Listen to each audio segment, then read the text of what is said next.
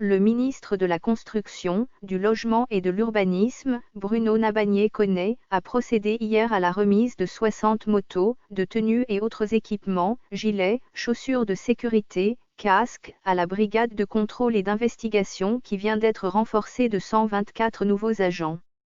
La cérémonie de remise des matériels s'est déroulée dans les locaux du guichet unique du permis de construire à Cocody.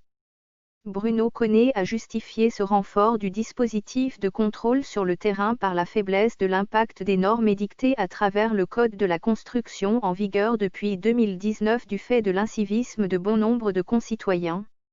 Le ministre a profité de l'occasion pour rappeler que les sanctions vont être appliquées y compris a posteriori, parce que les bâtiments qui ne respectent pas les normes seront détruits et leurs propriétaires sanctionnés. Par exemple, l'amende perçue au mètre carré peut atteindre le montant de 25 000 FCFA. Le ministre a aussi appelé les autres acteurs, notamment les architectes, à s'imprégner du nouveau code, afin de jouer leur partition dans le projet de remise aux normes de la construction et de l'urbanisme en Côte d'Ivoire.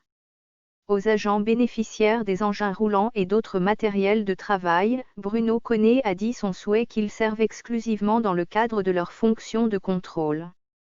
Il leur a également fait savoir qu'ils seraient pris pour responsables si des manquements à la loi survenaient dans les zones sous leur contrôle.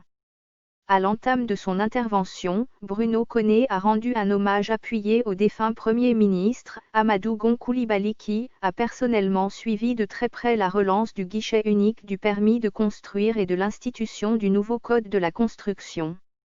Il était entouré de ses proches collaborateurs dont le directeur de cabinet, Kaladji Diabaté, mais aussi de Nelly Wassenan, troisième adjoint au maire de Cocody. Peu avant, le chef de la brigade, Yaoun Goran, a remercié le ministre pour les actions de renforcement de capacité d'intervention de ses collaborateurs. Notamment la réhabilitation des locaux des 12 antennes sur Abidjan.